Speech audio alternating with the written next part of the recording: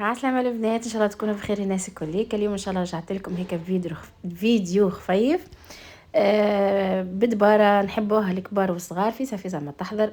نجموا تعملوها حسيلو العشي كيفي اني باش نهبطها لكم الصباح على اساس تبارد الصباح. قلت يولوا يعملوها عشي وكهو باش نعملوا مع بعضنا كمونية الدجاج. العشق نتاع صغاري حسيلو. تصوروا انتم يحبذوا كمونية الدجاج على كمونية العلوش.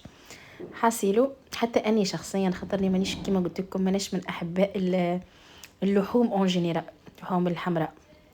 حاسيلو نحب نشكركم برشا برشا برشا على كومنتاراتكم الفيديو اللي قبل هذا.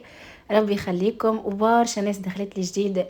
والله محلاكم ومحلى كلامكم ومعسكم عليا، راكم انتم تزيدوا تشجعوني اكثر واكثر. حاسيلو وما تصوروش قداش نحبكم انتم، ولاتوا عائلتي الثانيه والله. حتى كنت نهبط مره في الجمعه معناها فيديو كما قاعدين نشوفوا تو هيك امس هيك والله في الكوجينه قلت هيا برا علاش ما نهبطش فيديو تاع الكموني. وليتو قلت هيا نهبط لهم الريسيت. باهي لهنا خذيت شويه زيت نباتي وشويه زيت زيتونه، وخذيت راس بصل، وخذيت كعبه طماطم، كعب اختياري راهو اني خاطر كيما تعرفوني ديما نحب نبند بالطماطم كعب. باش نحط لهنا مغرفه كركم، مغرفه ملح، ومغرفه فلفل اكحل.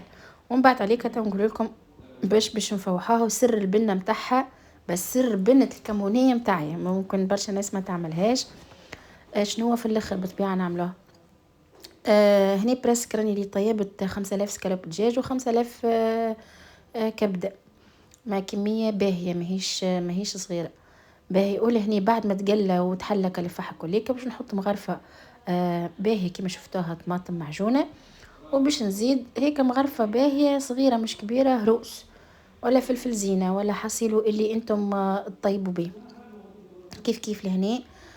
خلطت كل شيء كيما. وباش نقول لكم راني الدجاج والكبده غسلتهم بشويه مي سخون وشويه خل وليم.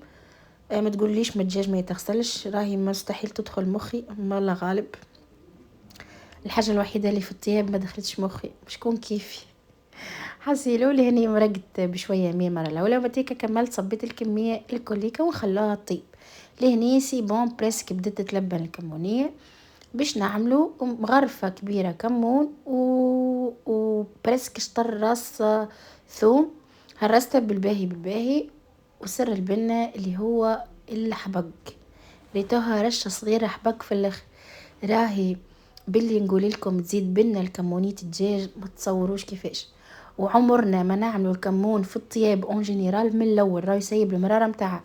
يعني الكمونيه سي بون كي طيب كي تبدا معناها بدت تتلبن نحطوا كميه كبيره. راهي باش نحي لكم كسفوريه وكل حصيلو كميه كبيره متاع ثوم وكمون. وكيما قلت لكم مغرفه صغيره احبق.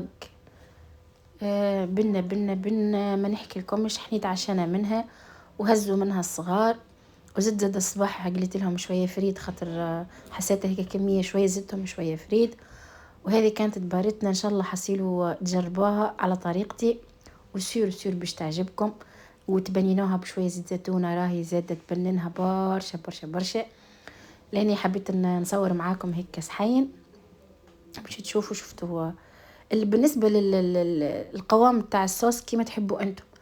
اني لا نعملها هيك الخاطره معنا باش ما يلقوش باش يعدوا، ولا نعملها هيك الجاري انتم تتحكموا فيها. يعني صغار يحبوا معناها العدو.